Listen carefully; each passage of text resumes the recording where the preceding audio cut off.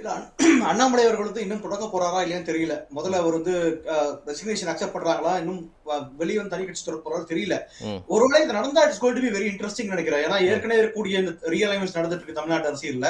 ம். இன்னும் வரக்கூடிய மாற்றங்கள் ரொம்ப நல்லா ஒரு ஆரோக்கியமானதா இருக்கும்னு நினைக்கிறேன். ஏன்னா அண்ணாமலை வந்து இதன் ஃபார்மர் ஐபிஎஸ் ஆபீசர். அவர் வந்தார் அப்படின்னா இன்னும் வந்து ஒரு இன்னும் ஒரு ஆக்கப்பூர்வமா வந்து இந்த கவர்மெண்ட் விஜய் கவர்மெண்ட் அட்டாக் பண்ணுவாரு, டேட்டா பாயிண்ட்ஸ் எடுத்து வைப்பாரு. ம். அது மறுபக்கம் பாத்தீங்கன்னா திமுக என்ஜாய் பண்ணுவாங்க. ம். திமுகவும் நல்லதா போய் முடியுற வாய்ப்புகள் இருக்கு. ஏன்னா தேர்தலுக்கு முன்பாக பாத்தீங்க அப்படின்னா சீமான் வந்து விஜய் அட்டாக் பண்ணது திமுக ஓரளவுக்கு நல்லா போய் முடிஞ்சது இல்லையா? அந்த மாதிரி இன்னொரு அண்ணாமலை மாதிரி ஒரு ஆள் வந்து அட்டாக் பண்ணும்போது திமுக வந்து ஐ திங்க் நியூட்ரல் வேடிக்கை பார்ப்பாங்க நினைக்கிறேன் நான். ஏன்னா அவங்களுக்கு ஏன்னா அண்ணாமலை அந்த வாக்குல அறுவடை பண்ணுவாரோ தெரியல ஆன்டி கமிட்டி ஓட்ஸ. சோ அந்த அதுல ஒரு சதவீதம் வாய்ப்பு திமுகவுக்கும் போறதுக்கான வாய்ப்புகள் இருக்கு. So it's going to be very interesting நினைக்கிறேன். ரெண்டாவது பாத்தீங்கன்னா 2029 பாஜக பொறுத்த வரைக்கும் பாத்தீங்கன்னா இப்போதைக்கு ஒரு விஷயம் கிடையாது. ஆர்கேஎஸ் சொன்ன மாதிரி அவங்களுக்கு ஒரு ஸ்டேக்ஸே கிடையாது தமிழ்நாட்டுல. ஏன்னா கேரளா கூட 11% ஓட்ஸ் எடுத்தாங்க, 3 எம்எல்ஏக்கள் இருக்காங்க.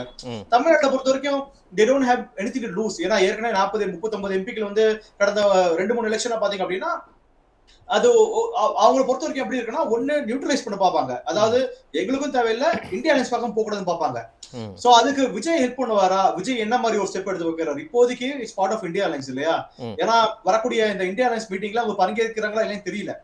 இன்னொன்னு தனிப்பட்ட முறையில மாட்டாங்க அப்படிங்கிற ஒரு தகவல் காலையில இருந்து ஓடிக்கிட்டு இருக்கு. ஓகே. ஆமா.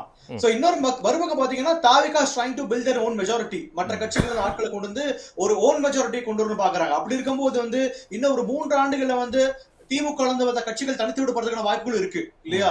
ஏன்னா டு கீப் ஒரு பிஜேபி டைரக்டா ரப் பண்ண பாப்பாங்க. சோ இந்த மாதிரி விஷயங்கள்லாம் என்ன இருக்கும்? 3 ஆண்டுகள் என்ன வேணா நடக்கலாம். அதனால வந்து it's going to be very interesting நினைக்கிறேன் தம்பி.